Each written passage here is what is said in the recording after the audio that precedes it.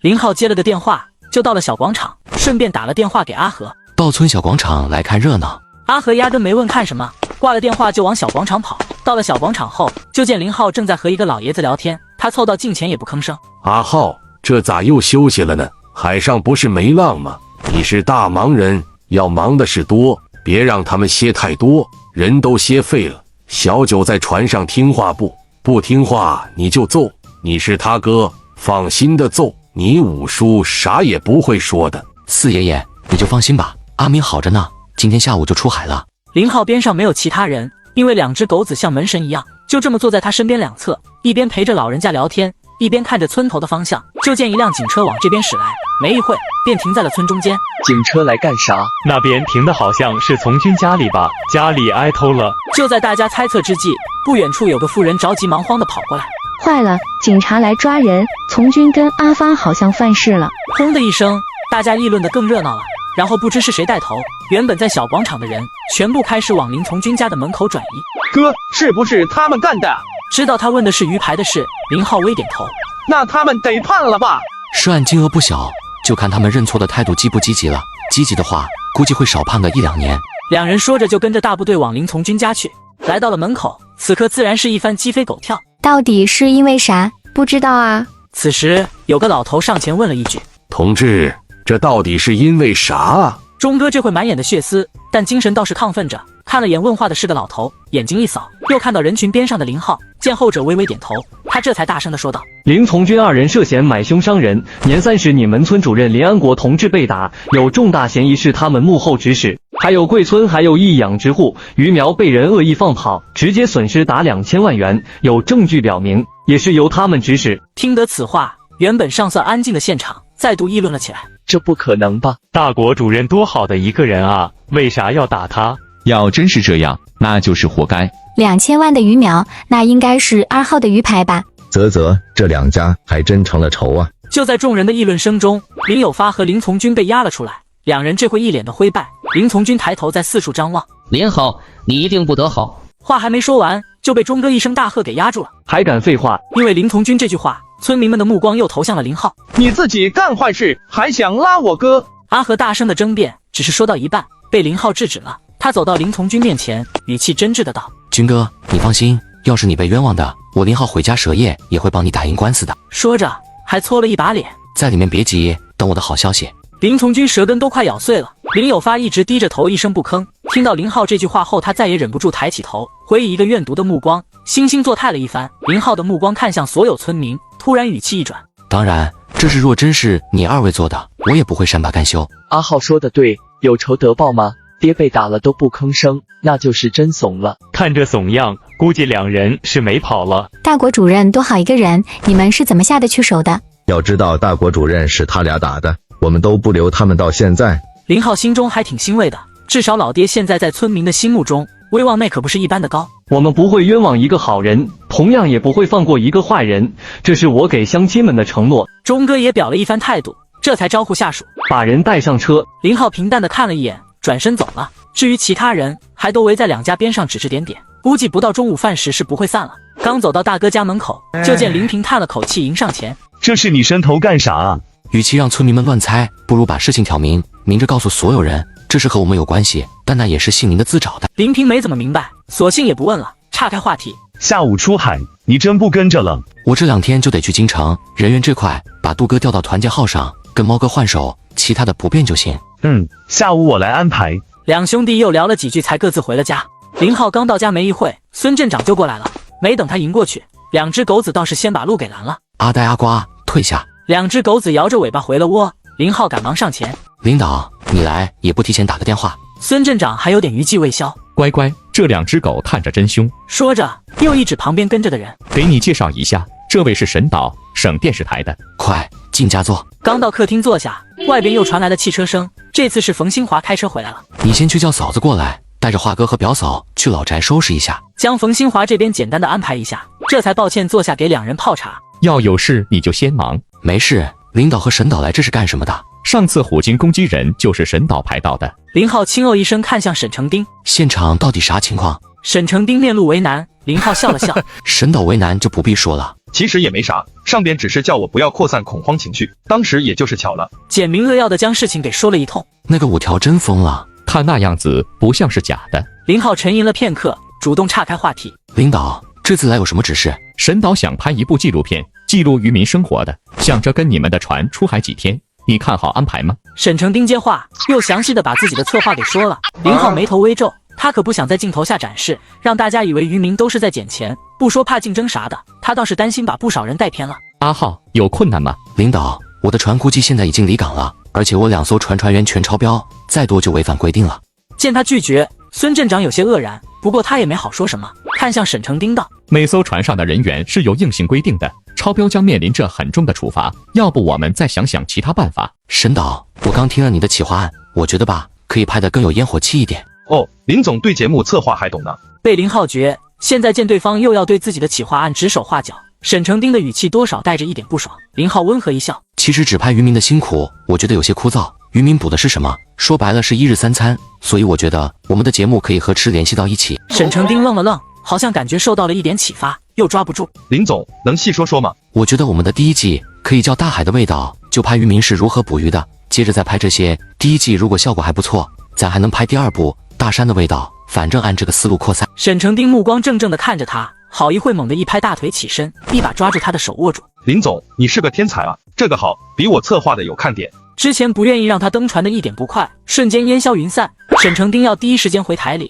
把文案重新完善一下。利用沈成丁在外邊打電話的功夫，林浩又給孫鎮長解釋了一句：領導，我家的船其實還沒出海，但我每趟出海收入不錯，說白了也有一點自己的區域漁場，我擔心拍出來被人。老孫恍然，輕拍了一下自己額頭，這事是我考慮不周了。又聊了2句，兩人告辭。林浩搖頭笑了笑，他也要準備前往京城了。阿浩，這次去京城我就不跟你去了。陳雪抱着他一只胳膊嘟着嘴道：怎麼了？奶奶這2天身體不好，我打算回鄉下去陪她幾天。這是林浩自然不能說不行，想了想道：那明天我陪你一起去鄉下，順便也看看老人家。阿浩，前天我去探视我哥了。林浩沉默良久，叹了口气：咋的？心中还有怨气？又不怪你，我怨啥？況且我也想明白了，我哥被抓的还及时，关个幾年至少保住了小命，就按他當時的心思，再幹個2年，不定能幹出什麼喪天良的事來。到時被抓估計直接就為花生米了。你哥在裡面還好吧？老實着呢，我們剛進去的時候老是挨揍，獄警也是睜隻眼閉隻眼的，聽說現在好多了。為啥？還能為啥？我們幹的是不光彩唄。林浩笑了笑，可以這麼說，這兩貨的行為讓人氣憤。現在跟着大玉後邊感覺咋樣？挺好的，劉總教了我不少東西，讓我再跟他2年，然後就放到市場部去。兩人邊走邊聊，很快就到了省城。到達京城已經是下午2點多，來接機的是漁法科的助理小曾。林總，於總下午有個會，讓我先帶您去酒店休息。麻煩了。林總，您這邊有啥吩咐儘管說就成。沒事，你忙你的吧。那好，晚上於總會過來和您一起吃飯。到了酒店房間，林浩先給陳雪打了個電話報平安。他開始安排這一行的正事，明天得去一趟市駐經辦，然後就是跟漁法科談2件事，一是自己入駐其新的高科技公司的事，第2件就是自己成立投資公司，對方參股的事宜。這些事辦完，他還得去一趟港城。很快，漁法科就到了。阿雪怎麼沒來？臨時有點事，晚上吃什麼？炒餅。林浩翻了個白眼，老子大老遠來，你就給炒餅啊？有炒餅就不錯了。我跟你說，今兒原本有幾個兄弟帶我闖百鳳局的，就你丫來了，我才沒去，別不知好歹。真有百鳳？咋的？想要哥們帶你去見識一下？雖是這麼說，漁法科還是比較了解林浩，知道他不怎麼喜歡那些2代紈絝。別扯淡，中午吃的是飛機餐，早就餓了。兩人離開酒店，找了一個小酒館，隨便吃了點。回到酒店，兩人就在1樓的休閒廳裡喝茶閒聊起來。你那個投資公司我投了，你能給我多少股份？葉總他們大概能投個1成5左右，我還想留1成給我大舅哥，剩下就是咱倆的，2一天做5。那就我3成5，你4成吧。沒問題，不過這個公司我要求絕對的話語權。囉嗦，高科技公司你打算投多少？你給多少我就投多少。我這邊要引入少量其他的資本，有些事我沒法和你解釋得太清楚。林浩點頭，表示自己理解。這樣吧，給你3成的股份。行，10月份前會到賬。說起10月份，漁法科面上又浮現了見效。標普指數下降到了640多點，你覺得還有下降空間？不清楚啊，反正我告訴約克，一過9月就拋，不管是多少，你要觉得不稳当，现在拋了也行，反正已經賺得夠多了。別，倒是真接着想，我得後悔死。看你賺錢，比我自己丟錢還難受。滾你丫的！聊到大概11點，於伐科原本不想回去，打算跟他一起擠擠，被林浩給攆滾蛋了。兩個大男人有啥好擠的？次日一早，林浩穿的稍正式了些，這樣的天氣穿皮鞋來到這個時空也是第一回了。來到市駐京辦，接待他的人叫羅廣浩。等一下，我帶你去國家青聯，先是報個到，可能會有人問你幾個問題，你別緊張，如實回答就行。對了，每年的優秀青年獲得者會在首都高校開展一次演講，今年極有可能是京大邀請，都是榮譽來着。林浩神情愕然，這不是還沒定嗎？我有可能選不上呢。對自己要有點信心，我感覺你的機會很大，演講稿你可以提前準備着。駐京辦有車，是一輛老的藍鳥。上車之後，羅廣浩開玩笑道：“林總，這你可得見諒，我們就這條件。”林浩笑了笑：“羅領導，你們要是接受捐贈，我送一輛車給你們。”哈哈，那倒是不用，車子太好也不合適。到了地方之後，林浩便和羅廣浩分開，被帶到一間小型的會議室內。沒一會，便有兩人走了進來，一男一女，年齡大概都在40多左右。評選青年，終於看到一個真正的青年了。女人還沒坐下就開了個玩笑，然後對起身含笑的林浩示意：“坐吧，別緊張，我們就是了解一點情況。”兩人提前看過林浩的簡歷，還是對他蠻好奇的，特別是24歲的年紀，白手起家，創下億萬身家。越是體制內的人，越是理解這一點有多麼的不容易。除非你有人脈資源傍身，不然一般都需要幾十年甚至是2代人以上的積累，方能做到這一點。女人蠻有親和力的，倒是那個男的不苟言笑，面色嚴肅，坐下便問道：“林浩同志，對於你的資金來源，有1比6億的資金表述不明，只說是投資所得，你能細說說嗎？”林浩坐正身體，說實話，我也不是很了解。我跟於氏的關係一直不錯。1年半之前，我在海邊撿到了一塊龍涎香，我上網查了一下，這和古董不一樣，撿到便屬於個人財產，允許買賣。我便聯繫了一個京城的買家，當時賣了2000多萬的現金，再加上我和於氏合夥做生意，從於氏借了幾千萬。當時於總告訴我有一個投資的項目，我便掏出4000萬，然後幾個月時間就賺了6個億。具體怎麼賺的，我沒有細問。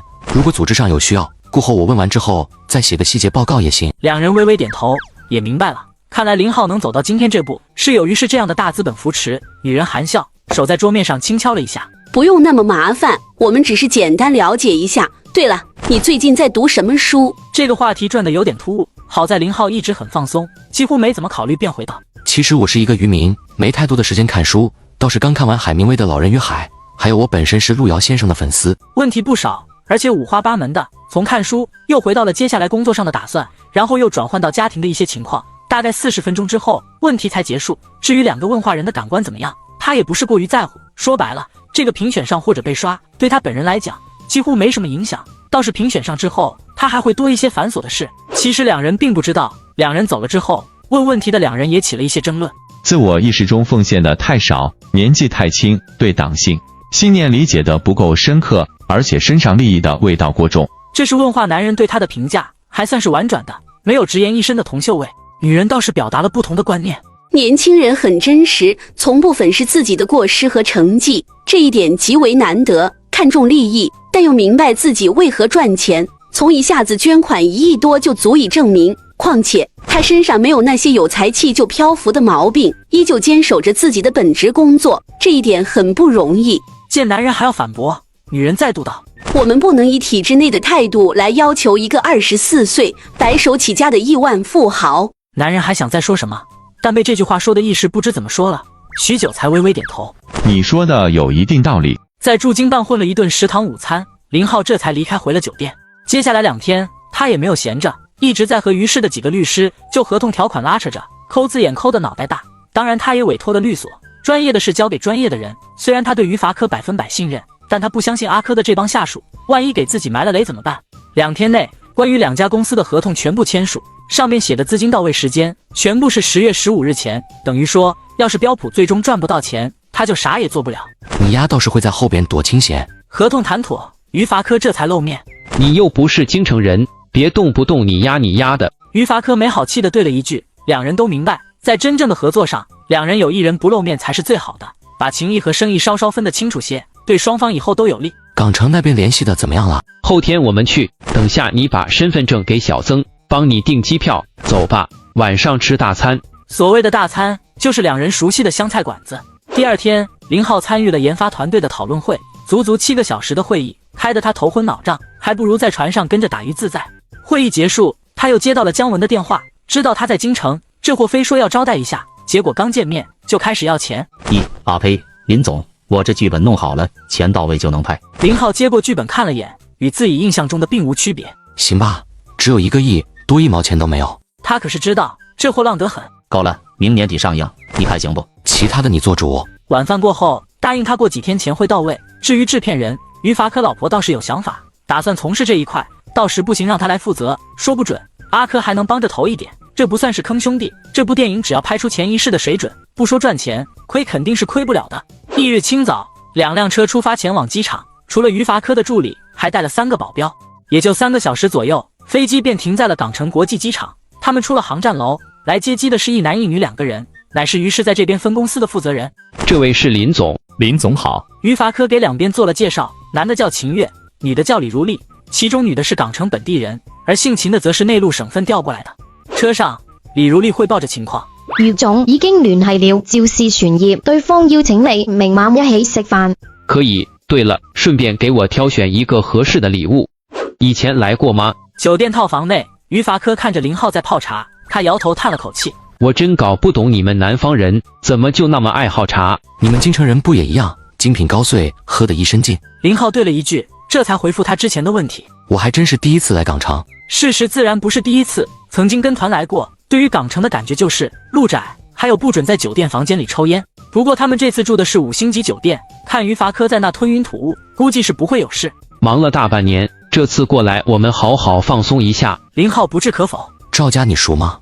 港城這邊很多都是家族企業，趙家也不例外。我爸和上一代掌門人挺熟的，不過前年老掌門中風了，現在負責的是他大女兒。我見過2回，熟也談不上。你覺得對方會同意嗎？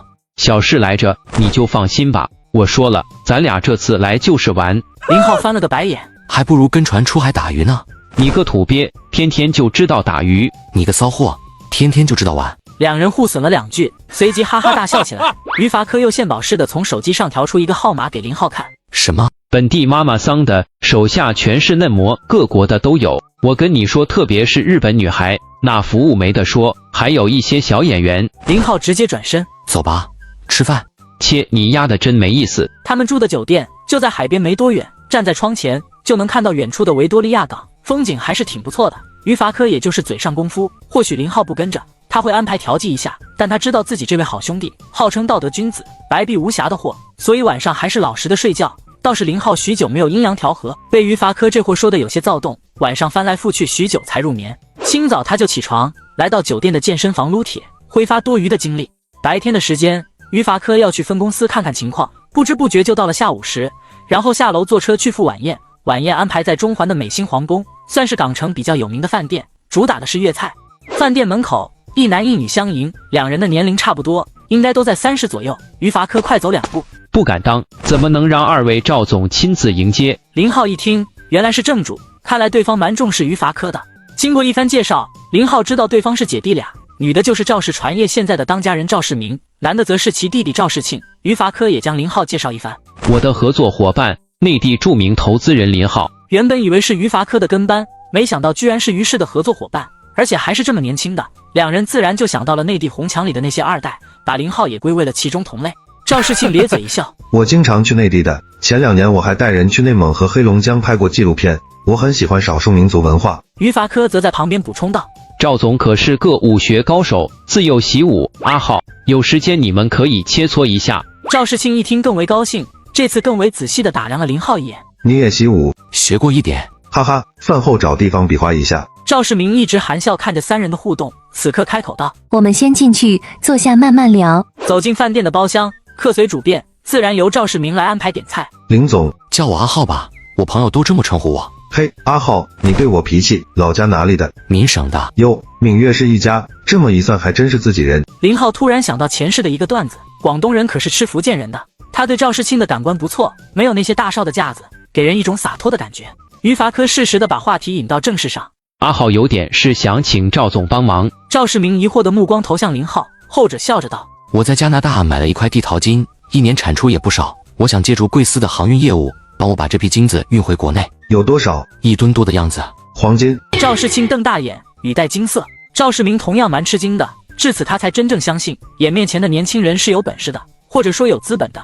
畢竟1噸多的黃金，就按現在的流通價格，也值1個多億了。林，我也叫你阿浩吧。阿浩，如果我記得沒錯，加拿大或者美國都不允許如此重量的黄金出國的，在這方面我也沒有更好的渠道。趙世明還有一點沒說，那就是如果按走私渠道的話，風險太大，一旦查獲直接就沒了。不用從加拿大或美國，而是從墨西哥起運，在那邊我還有點人脈，會有合法的過關手續的。趙世明暗鬆一口氣，如果是這樣，那當然沒問題，還要感謝你照顧我家的生意呢。安全方面，這個你放心，如此貴重的貨物，我會安排最貼心的人全程跟隨的。林浩點頭，端起面前的紅酒杯，那就謝謝明姐了。趙世明笑着舉杯，欣然接受了他的稱呼。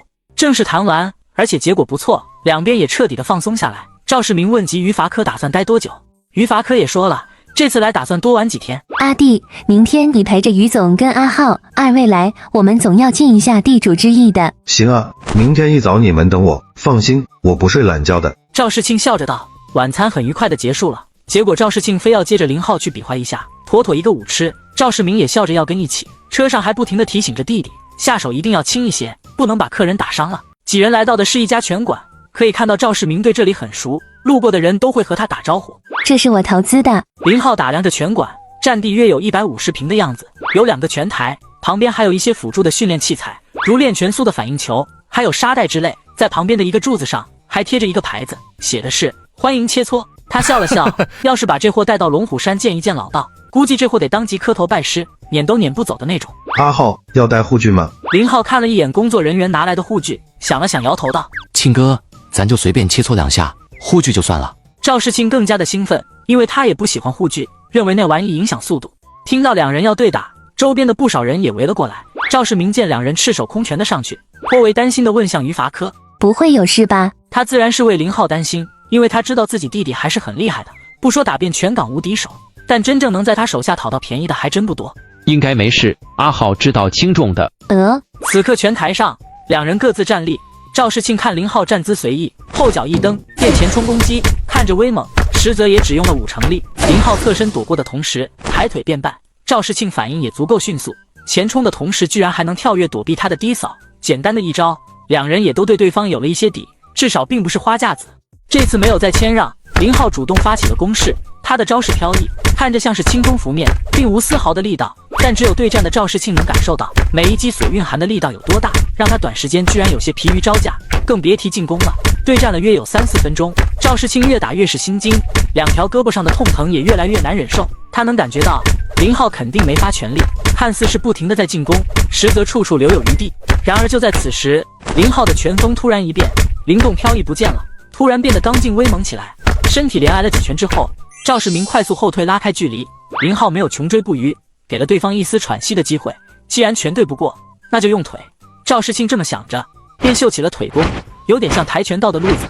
結果這次林浩更乾脆，不講任何技巧的，就是和對方硬碰硬，2條腿掃到一起的撞擊聲，讓底下看熱鬧的人似乎都感覺到了疼。也就1分多鐘，趙世慶大叫了一聲：不打了，不打了！說着便蹲下身，瘋狂地搓起2條腿，真他媽疼！看着面不紅氣不喘，好像沒事人一樣的林浩，他頗為苦惱的道：阿浩，你是鐵打的啊？林浩笑了笑：我天生骨頭就硬一些。趙世慶翻了個白眼，這台詞真熟，感覺好一點。他這才站起身，一瘸一拐的來到鏡前。你用的是啥功夫？真厲害！都是道家的，剛開始是太乙逍遙掌，之後則是降龍拳。那個降龍拳夠力，大開大合又無懈可擊。讚賞了一句，隨即又立馬道：能教我嗎？有啥不能的？好了，今晚就到這，讓於總和阿浩休息吧。趙世明剛從弟弟落敗的驚愕中反應過來，便提醒了一句：阿浩，你可是答應我的。對了，你這明顯有師承，哪個老師教的？師從龍虎山正義道家。你還知道正義？看了不少講古武的書，所以就多少了解了一些。现在他們還練功嗎？林浩笑看着他，還真是個武痴。以後有時間去內地，我帶你上山看看。好啊。回去的路上，趙世慶擠進了他們的車裡，一路上就在問這問那，直到到了酒店，他還提醒了一句：我明天一早就過來接2位。於伐科再度向2姐弟道了謝，這才上樓。感覺怎麼樣？套房內，於伐科坐下問道。見林浩又開始泡茶，他又補了一句：晚上喝茶，你不怕睡不着啊？習慣了，不喝反而睡不香。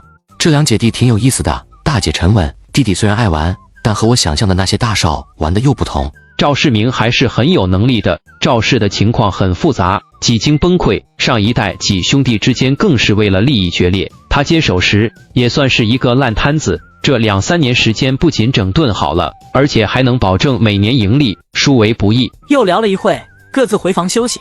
第二天，趙世慶來的還真早。咱去海洋公園，這邊的海洋館還是挺不錯的。於伐科和林浩對視一眼，隨即大笑了起來。怎麼了？你帶阿浩去海洋館？他家就是漁民啊，一直和大海打交道的。趙世慶愕然，隨即又為難道：那要不去？這邊能釣魚吧？明天乾脆帶我們出海釣魚吧。那簡單，我家就有遊艇，明天一早來接你們。其實林浩想回家了，這地方雖繁華，但還是沒有那個小漁村讓他能放鬆身心。突然發現自己年紀輕輕怎麼這麼顧家了。於伐科終於忍不住將趙世慶一摟，在旁邊嘀咕了起來。看着兩個男人摟一塊笑得那麼賤，林浩不用聽就知道肯定和女人有關。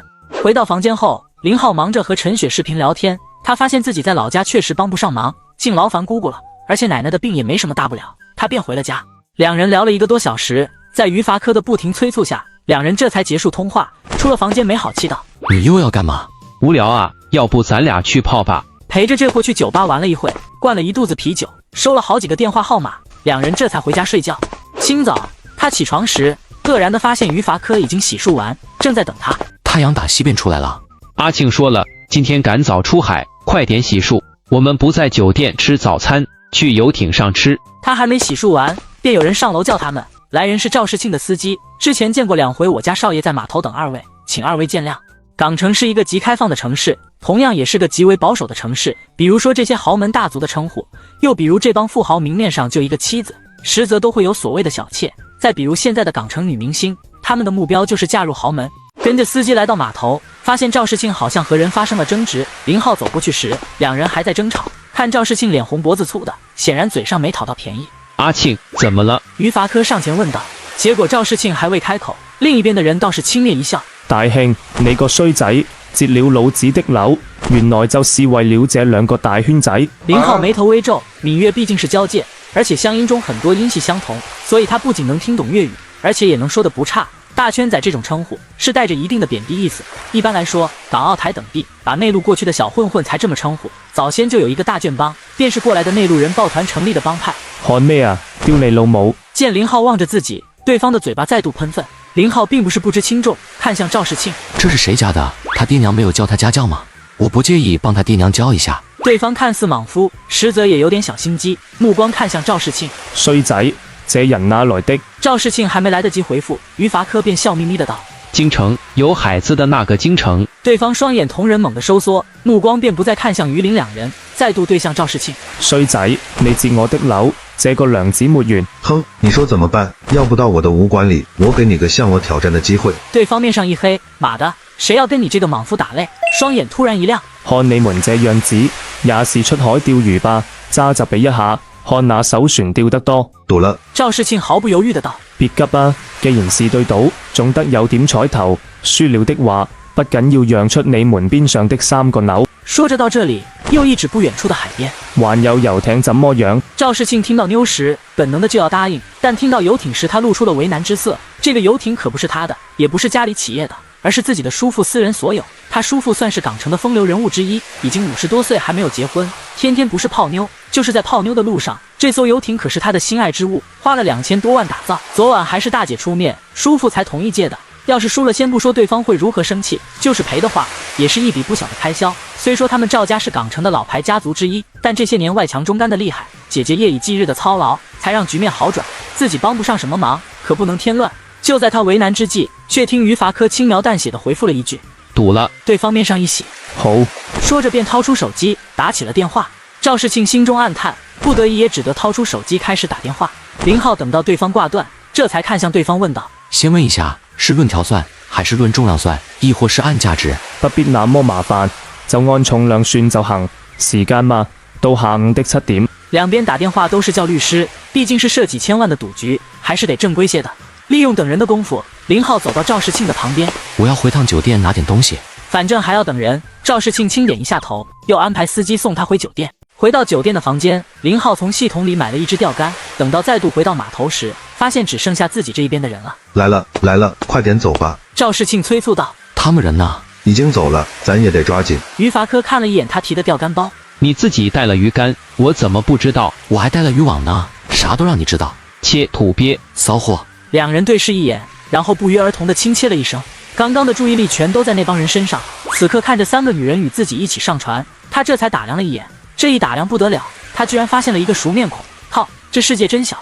這艘遊艇還是不小的，整體長度應該有35米左右，再加上內部的裝飾，顯然花了功夫。在林浩看來，造價應該不低於2500萬。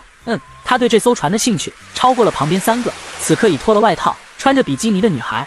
倒不是說他不男人，主要是自己老婆還懷着孕呢，可不能對不起阿雪啊。於伐科叼着香煙，看向還有些忐忑的趙世慶。阿慶，若是我們輸了，這艘船我就花3000萬買下來。阿克怎麼能？說到底，對賭還真是因為我引起的，咱就別囉嗦了。見他開口就是幾千萬，而且毫不在意的樣子，3個女人的雙眼都亮得嚇人。於少，我叫 baby， 你也可以叫我安琪兒。於少，我叫芝，你也可以叫人家颖兒。於少，我叫豆豆。林浩看了眼被3女圍着的笑得淫賤的於伐科，再度低罵了一聲騷貨。要說3個女孩還真的各有特色，最漂亮的當屬 baby， 最高的腿最長的則是叨叨，而具皮膚最白，打扮得很蘿莉，身體也最爆炸，妥妥的童颜那啥。喂，有了新人就忘了舊人是吧？還有我呢。趙世慶很不爽的道。我不是一直站在趙少身邊嗎？叫叨叨的女孩道。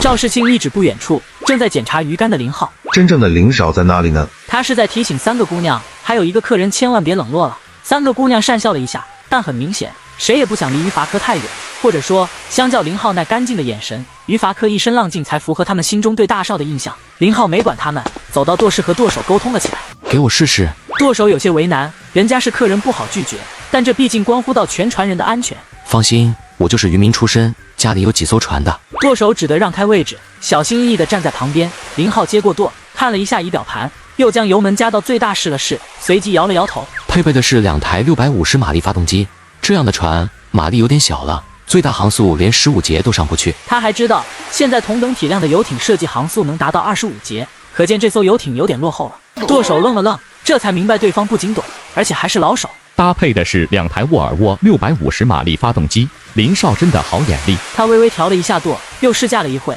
他這才讓舵給對方。保持現在的方向，看一下水深，有個40米左右就可以停船了。好的，林少。聽到林少這樣的稱呼，林浩感覺渾身的雞皮疙瘩就要起來了，總感覺不幹點欺男霸女、欺行霸市的事，都對不起這樣的稱呼。算了，入鄉隨俗吧。慶哥，對面是什麼人？林浩找到趙世慶問道，一看就不是善茬，他還是蠻好奇的。通過趙世慶的講解，林浩終於知道了對方的身份。對方姓李，當然不是首富的那家，但也屬港城老牌的4大家族之一。僅從家族底蘊和財富積累來講，現在的趙家還真比不上李家。不過對面的李俊熙是李家的3代，而且並非嫡孫，所占的股份一般。而趙世慶雖然也是趙家的3代，但他姐姐現在可是趙氏的掌門人，未來趙家的企業肯定會落到他的手上。對了，我們2艘船的目標區域不同，就不怕對方作弊嗎？林浩覺得這種情況直接找艘船運點魚過來，想輸都難。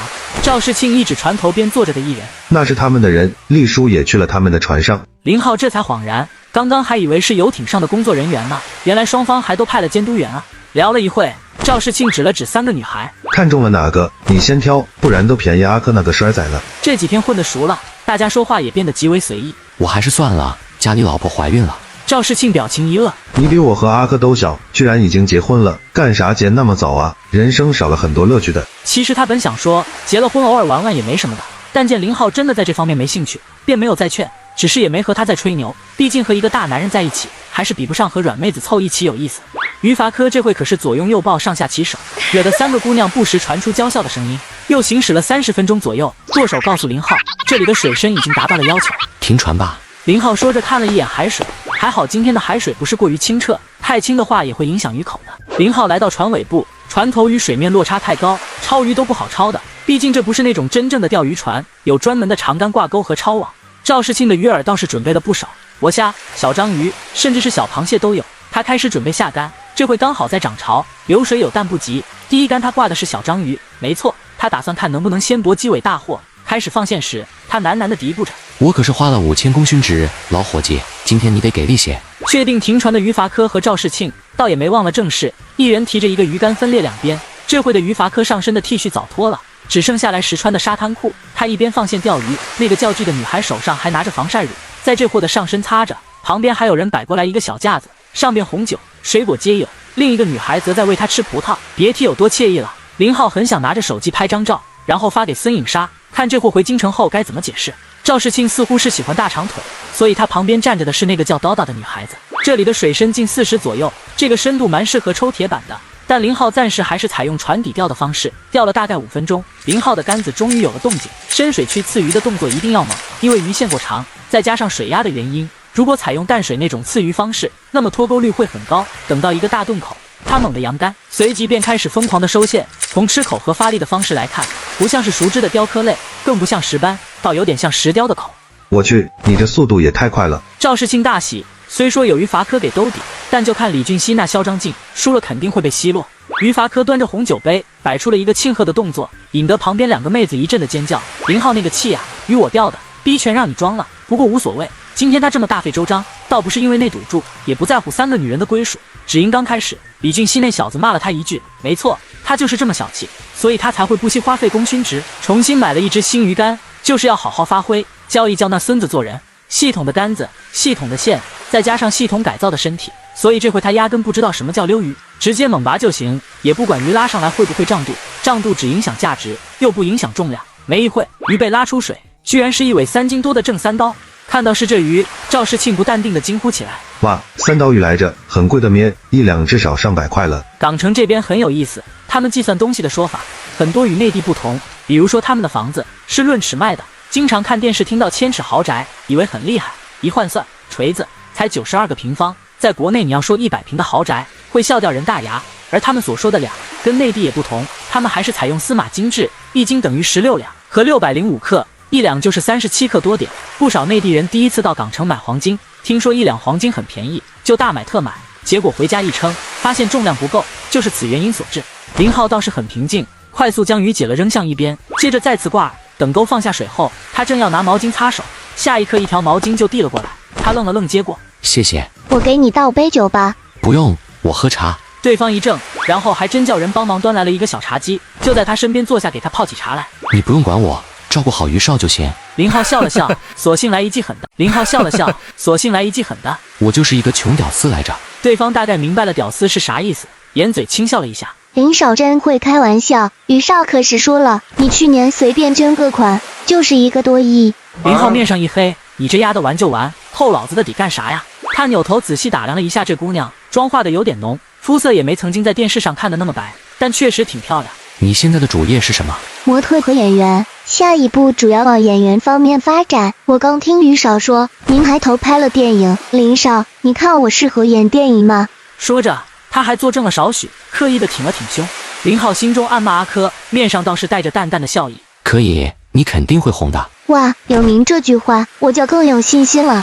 從每一個行業能殺出來的，都必然有獨屬於自己的魅力和手段。就像眼前這個叫包包的女孩，她在林浩的身邊，總是會將自己的身形放得更低一些，在和林浩交流時，總會是一定的仰角注視着他，或許眼中還會有一點崇拜的意味。這些都會讓一個男人很有成就感，不知不覺地願意和對方多交流。林浩並不是小白，所以能看清這一點，或者說大部分出來玩的男人都清楚這一點，但大家不會說破，反而會享受這個過程。對方很聰明，見林浩的淡性不濃，便就在一旁默默地泡着茶。林浩的主要精力還是放在釣魚上，他估算了一下潮水，頂多1個多小時就該滿潮，到時會停留，至少歇1個小時魚不會開口的。他雖然有系統，但系統到目前也極少違反自然規律。哈哈，我中了！於伐科興奮得不得了，那個中文名叫傅穎的女孩子在旁邊拍手稱讚：“哇，於少好厲害！”趙世慶扭頭看了一眼，突然有些急起來：“外來的和尚好念經，這釣魚該不會也這樣吧？”只聽着謝麗被拉得咯咯作響，林浩實在忍不住了：“你把謝麗鎖死一些啊！搞得我能騰出手一樣，太大了，拉不動。”於伐科喘着粗氣：“幫我竿拿着。”林浩將自己的魚竿遞給叨叨，想了想，還是把失手繩掛在旁邊的欄杆上。這要是桿子被拉走就笑話了。起身走到於伐科面前，本想幫他把謝麗鎖死，結果這貨直接鬆手，把桿子都丟給他了。不得已，他只能接過，一邊將謝麗稍稍鎖死一些，一邊開始溜魚。這並非系統的桿子，所以他還是得穩一點。差不多10來分鐘，他將魚給拉出了水面，發現是一尾大魔鬼魚，差不多有20多斤的樣子，怪不得有這麼大的力氣。這玩意雖不值啥錢，但雙方比的是重量啊。將魚弄上船，他找來剪刀將其尾刺剪掉，扔進艙裡後，他這才回到自己的位置。結果剛從刀大手中接過魚竿，下一刻便有了動靜。這次的魚口很凶，非常的乾脆。從這個吃口至少可以確定2點：一是這魚的魚嘴不小，肯定不是雕科類，因為大部分雕科類吃口相对較精。正如他所料，這次的魚不小，他拉的也蠻吃力，不過他依舊沒有給線，照樣硬拔。等到魚浮出水面的那一刻，全船的人都震驚了，浮在水面的哪是魚呀，跟一頭豬差不多了。林浩這麼好的體力，也被這尾魚耗的，這會喘着粗氣。阿浩，這你都能拉得上來？趙世慶雙眼瞪得如同燈籠，他可以確定那晚2人對戰，估計林浩5成的力都沒發揮，太恐怖了呀。於伐科也頗為氣餒，自己拉一個20多斤的就有些力不從心，這麼大的林浩居然一口氣硬拔了起來。接過舵手遞來的鈎子，他探身勾住魚嘴部，將魚給拖了上來。這是一尾大龍躉，重量約在100斤左右，在這片海域肯定算是巨物了。哈哈哈，有這一條我們贏定了。趙世慶興奮的道。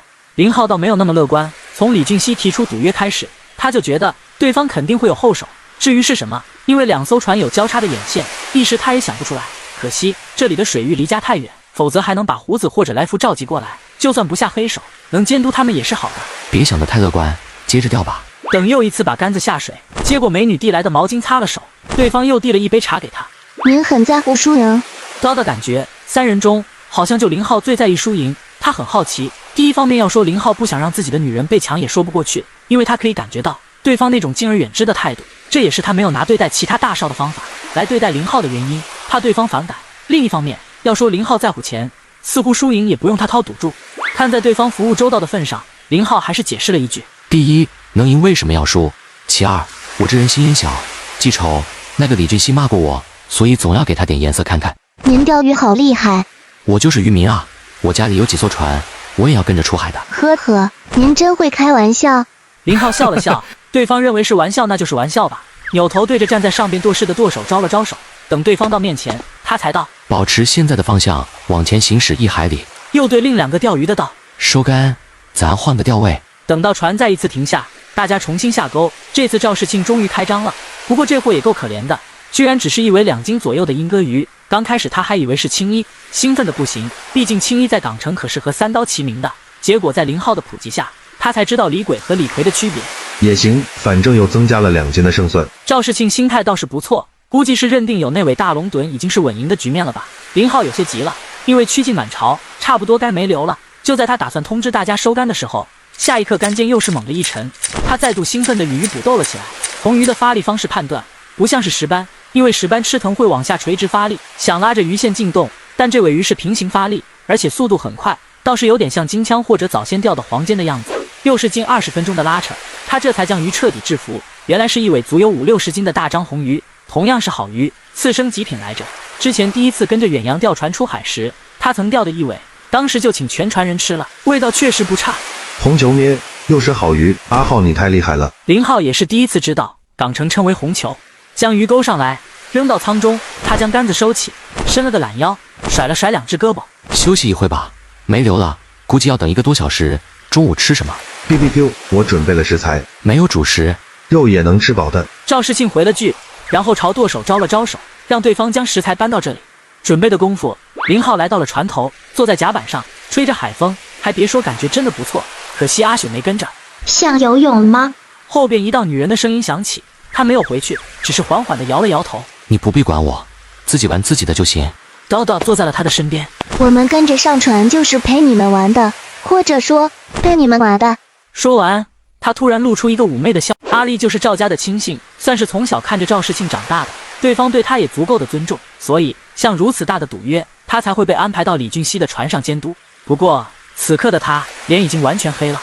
跟着船剛到釣位不一會，他就意識到了問題，因為不遠處就停着一個快艇，而且快艇上的人還都穿着潛水衣。這邊李俊熙一邊摟着妹子，一邊釣魚，他這次也帶的有朋友，這回同樣是3隻桿子在釣，但從他對朋友的態度來看，說是跟班好像更恰當一些。喂，你們警醒一點，有人盯着呢，可千萬別出屁股。李俊熙說完哈哈大笑，然後他就隨意的拉桿。喲，搞咩爺，這樣也能中魚？壓根就沒有任何的溜魚，就這麼把魚給拉出了水面，是一尾足有7-8斤重的梭魚，也就是海狼。喂，幫我解鈎啊！難道還要我自己動手？李俊熙踢了一腳旁邊的小弟，又扭頭對阿麗道：“看清楚，我可沒作弊。”隨即又指着地上的魚大罵起來：“真是眼瞎的老東西，什麼都敢吃，這下死定了吧！哈哈！”阿麗氣得後槽牙都快咬碎了，倒不是氣對方的指桑罵槐，而是他哪還看不出來，這魚在未釣時就是死魚，怎麼可能會咬鈎？分明是旁邊船上的人潛水下去掛的魚，但奈何現在船上就他一個，根本沒法子證明。如果自己敢跳水下去查看，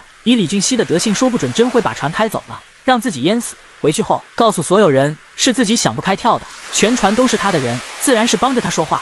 就這麼眼看着他們陸續的中魚，沒一會就中了有10多尾，大概有100來斤的魚貨。李俊熙好像有些煩了，真沒意思，今天這魚全是瞎眼的，哎，這麼一點也不知道能不能你家的趙大少呢？大笑了幾聲，將桿子一丟，摟着女人便進了遊艇裡。等他再次出來時，已經是下午2點多。此刻令兩人又陸續釣了雞尾，加一起大概有個200多斤的收穫。旁邊的船也離開了，估計是準備的魚全掛完了。阿麗的心沉入谷底，已經認定自家的大少爺這次肯定會輸了。雖然對方的手段下作，但他根本無法指責，因為每一尾魚確實是他們從海裡釣上來的。本以為對方的喪心病狂結束了，結果接下來對方的操作更是讓他差點氣到吐血。看着時間到了5點多，這裡回港差不多還要1個小時，他便通知開船回港，自己則走到阿麗的面前，笑着道：“看我多大方，還提前回港，要不你別跟你們趙大少了，跟着我吧。”阿麗低着頭，一聲不吭。兩人不是一個階層的，他也不至於和對方齜牙。船到碼頭時，兩邊的律師已經在此等候，旁邊還放着一台電子秤，顯然是要當面計重，確認輸贏的。趙世清這邊的律師看着一筐筐抬下來的魚貨，意識到對方用了手段，便低聲問起了阿麗。阿麗便將自己所看到的全部告訴了他。律師抬了抬眼鏡，眉頭也皺了起來。嚴格來說，追究不到對方的錯。喂，開始稱了，你們不看着，別到時輸了，說我們動了手腳。只得上前監督過秤，沒一會重量便出來了，淨重213.4斤。己方的律師長嘆一聲：“看來我們是沒希望了，他們作弊。”阿麗冷着臉支持道：“證據呢？我們沒有證據。”正說着，就見己方的船也靠了過來。趙世慶當先一臉笑容的跳下船，阿麗趕忙迎上前，正想說點什麼，就見趙世慶在他的肩頭輕拍了一下：“辛苦了，麗叔，他們沒有玩花樣吧？”不等阿麗回復，他又大笑了2聲，走到秤面前，稱了沒？总共有多少？213斤。听了這個重量，然後又看了一眼旁邊筐子裡的魚，趙世慶面上一黑，這要是論尾算，自己不用數就輸了。林浩同樣看向筐中的魚，撓了撓頭，好家伙，這些人採用什麼樣的方式釣的？上層、中層、底層魚都有，感覺像是路亞和波爬的混合乾，還真想問問，反正自己沒見過。李俊熙看兩人一個面色憤怒，一個愕然，哈哈大笑的迎了過來，對着趙世慶道：“掌櫃，掌櫃，就釣了這麼一點，沒讓你們輸得太難看吧？”得意、囂張這2個詞不足以形容此刻的李俊熙。就在他笑得最開心時，跟隨在趙世慶他們船上的監督員輕輕扯動了一下他的衣擺。李少，他們滾一邊去！李俊熙壓根沒看是誰，但不管是誰，也不該在此時打擾自己。李少，他們的收。李俊熙，你未免得意得太早了。趙世慶輕哼一聲，揮揮手，示意人將魚貨給抬下來。林浩沒管自己這邊的稱重，而是細看起李俊熙他們的收穫，越看越是不解，越看越是好奇。奶奶的，這是咋釣的？而且看那些大梭魚，尾尾都是正口，這水平厲害啊！將阿麗拉到旁邊細問起來，片刻他才恍然，感情是人掛上去的，那就說得通了。此刻李俊熙的面上依舊帶着笑容，看着趙世慶安排人卸下的魚貨，剛開始卸的是一筐子雜魚，都是2-3斤，甚至更小的不足斤的都有，加起來大概也有10多尾，小半筐的樣子。看到這裡，李俊熙嘖了一聲，收穫還不錯嘛，哈哈。這回變成趙世慶戲謔地看着他了，心中暗想，但願等一下你還能笑得出來。旁邊跟在趙世慶船上的小弟，其實一直想提醒一下自己主子，但奈何每次他一開口，就會被對方粗暴地打斷。接下來卸的魚越來越大，先是那尾大魔鬼魚，接着便是那尾大張紅。看到這裡，李俊熙輕哼一聲，還真是有點狗屎運，但憑這一點想贏我，根本也可能。等了一會，確定沒有魚下船，他正想催促着趙世慶稱重，下一刻，他眼珠子都快凸出來了，他居然看到2個人抬着一條魚，沒錯，是抬着一條魚下來的，這是一尾大龍躉，足有100斤的樣子。他不禁有些驚慌，不過片刻在心裡默算了一下，還好，全部加一起應該還是沒有自己的重。然而又過了幾分鐘，就在他又一次要催促時，絕望的一幕出現了，因為船上又一尾魚被抬了下來，這次不是2個人抬的，而是4個人，因為被抬下的那尾魚體型像個牛犢子一樣。這是你們釣的？不可能！李俊熙的面上驚恐，連聲音都變得尖細起來。哼，我們可不會像某人那樣，竟會用些下作的手段。趙世慶一指旁邊在自己船上監督的那人，自己問他，看老子有沒有耍手段。李俊熙這才想起自己還有個監督員呢，怒氣升騰，一腳便踢了過去。說啊，不愿說我讓你真變成啞巴，你信不信？那人老委屈了，之前自己一直想說，只是你不讓啊。李少，那個大龍躉，還有最後這條大金槍，都是……說到這裡，他一指林浩，都是他釣的。沒錯，下午的時間，林浩又釣了3尾魚，其中2尾魚都不大。眼瞅着臨近回家的點，他當時想着拋最後一竿，看能不能釣個收竿魚。結果魚鈎還沒到底就被截了，然後就是近40分鐘的拉扯，把魚的力氣耗盡，他自己也累得不行。拉上來一看，居然是一尾200多斤的黃鰭金槍魚。似乎覺得自己說的不夠清楚，他又補充道：“李少，他太厲害了，200多斤的金槍魚，他就一個人給拖上岸了，哇！當時我都震驚了。”是吧你？李俊熙那個氣啊！你丫說就說，居然還敢帶着崇拜的目光和語氣，視老子為空氣面，不用過秤，輸贏一目了然。李俊熙面如黑炭，幾個妞不算什麼，但遊艇可是他父親的，要是知道自己給輸了，估計一頓加法是少不了的。800萬，我把遊艇買回。他咬着牙道。見趙世慶得意的笑看着他不為所動，他再度開口：1000萬，趙世慶，你不要不知好歹。說笑，賭約是你提起的，可不是我，我就喜歡這艘遊艇，你能拿我怎麼樣？李俊熙怨恨地看着他，隨即又將目光轉向於法科和林浩，接着又看向自家的律師，見對方緩緩地搖頭，他也知道無力回天了。趙世慶這才對着林宇兩人道：“哥幾個，咱找個地方慶祝一下，剛好把那條金槍魚刺身了。”你丫別學我說話，陰陽怪氣的。於法科沒好氣地對了一句。趙世慶也不在意，一把摟住林浩：“阿浩，你可是大功臣啊，我做主了。”說着一指3個姑娘：“你先挑，要不今晚全陪你都成。”你丫倒是會做人。於法科直接把那個叫傅穎的女孩一摟：“這是我的。”林浩笑看着2個損友：“行啊，先回酒店洗洗吧，一身的魚腥味，那條大金槍也別吃了，太大了浪費。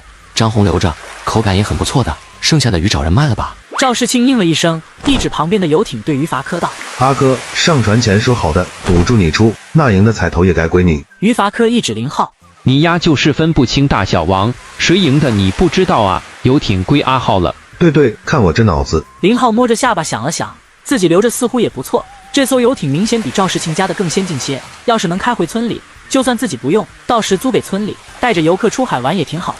阿浩，把身份證給我，明天把遊艇登記到你的名下。行吧，慶哥，原價就別想了，我出1500萬。喂，還是不是兄弟，比有錢咩？那你可不定能比得過阿珂。管我毛事，阿慶，你還真說錯了。再過一段時間，這家伙的現金流肯定能超過我。走了，回酒店洗澡吃飯。自己3人相互炫富，有個錘子的意思。當晚就在酒店的餐廳，幾人吃了一頓海鮮大餐。趙世明聽說了下午的事，還親自趕過來一起慶祝了一下。還有趙世慶那個風流的三叔，打着看看年輕俊傑的口號，也跟了過來。小老頭快60了，還特別能喝，頻頻舉杯，喝的還是洋酒，搞得林浩都差點有些招架不住。好不容易結束了晚餐，送走趙明增，也就是趙世慶的三叔後，有些懵，以至於於伐科和趙世慶啥時候消失的，他也搞不清楚。媽的，2個衰仔，給我一個人對付小老頭，有點人心不？嘀咕着回到了樓上的套房，打開門也懶得再去敲於伐科的房門，往沙發上一躺，動都不怎麼想動。今天確實有些累，那尾黃鰭金槍可是他靠着腰臂之力硬拔的，連個輔助的電動捲線器都沒有，那兩貨更幫不上忙。就那拉力，2人接手估計連人帶桿都會打窩。掙扎着起身，打算洗個澡，然後還得和老婆視頻呢，想着便將上身的衣服給脫了，正打算脫褲子，就聽身後突然有一道突兀的女人聲音：“林少，要洗澡嗎？我給你放水。”他還被嚇了一跳，不過很快就鎮定了下來，還好褲子沒脫，不然就尷尬了。叨叨的目光落在林浩袒露的上半身，異彩連連。林浩的身形顯瘦，他沒想到脫了衣服的對方，一身古銅色的皮膚，肌肉稜角雖然不算非常的分明，但每一塊似乎都蘊藏着無盡的力量。你怎麼在這？於少說他晚上就不來這邊休息了，讓我留下來好好陪你，順便照顧你。林浩一拍額頭，看着對方笑了笑。現在這身衣服不錯，比白天的好。是嗎？白天我好像沒穿衣服。林浩搖了搖頭，這女人偶爾還是很會撩撥人的。你要在這裡休息就睡。他一指旁邊的空房間，就去那邊吧。要是想回去，現在就回去。放心，阿慶不會找你麻煩的。說着，他便回了自己的屋。洗完澡後，他想了想，還是穿着整齊的出來，想看看對方走了沒。這萬一要是自己和老婆視頻，對方進來了，雖說自己問心無愧，到時也解釋不清了。別說什麼相互信任，一邊說愛着對方，結果和他人保持着曖昧或者不清不楚的關係。人與人之間的信任是需要相互小心維護的。男人所謂的逢場作戲，女人婚後還有所謂的男閨蜜，其實都是在為自己的放縱或者準備放縱找借口罷了。出來之後，發現對方沒走，還小心翼翼地坐在沙發上。看到他出來，面上露出尷尬的笑容。林少是看不上我，我是正常男人，你是美女，脸蛋和身材都不错，所以不存在看不上。我跟阿珂还有阿庆不同，我已經結婚了，我老婆剛懷孕沒多久，我不會做對不起她的事。這麼說，你了解了吧？能成為您的夫人真幸福。林浩再度一笑，相信你以後也會找到屬於自己的好男人，到時可要珍惜啊。叨叨不知道抱着什麼心思，並沒有離開，倒變得很老實，進了另外一間房便沒有再出來過。吃完早餐才見到那兩個貨，還行，沒有一副酒色過度的樣子，畢竟都還年輕，1對1應該壓力不大。我三叔來了電話，說昨晚和你訂好的，今天帶我們去馬場看看。林浩愣了愣，昨晚和趙明增說了去馬場，他還真沒啥印象了。阿浩怎麼樣？於伐科一臉賤兮兮地問道。什么怎麼樣？昨晚他睡你的房間。孫賊，你還有這個愛好呢？在我房間裡來是不是更有感覺？滾你丫的！林浩坐在旁邊，看着兩個大男人補充能量。沒一會，3個女孩也相繼下了樓，三人還有說有笑的。他突然明白，昨晚叨叨為什麼不走了。或許他就是要營造已經和自己切磋過的假象，不僅是給趙世慶看好交差，或許也是給他兩個同伴看的，證明自己的魅力也不差。這應該就是女人間所謂的勝負慾吧。沒一會，眾人吃過早餐，時間也到了8點多。趙明增的電話再度打來，林浩走時才發現3個女的今天居然還會跟着他。本要拒絕，結果下一刻發現叨叨看向他的目光中帶着祈求，猶豫了一下，他還是閉了嘴。上車後就跟對方打了個招呼：麗叔，今天又麻煩你了。阿浩，你不必這麼客氣的，要是昨晚沒睡好，你可以眯一會，這次去的地方有些遠，開車要1個多小時。林浩看了一眼旁邊的叨叨，沒話找話道：昨晚睡得還好？挺好的，酒店的床很不錯，你要是沒睡好的話，可以躺下，我幫你按頭。說着還拍了拍露在外邊豐盈白皙的大腿。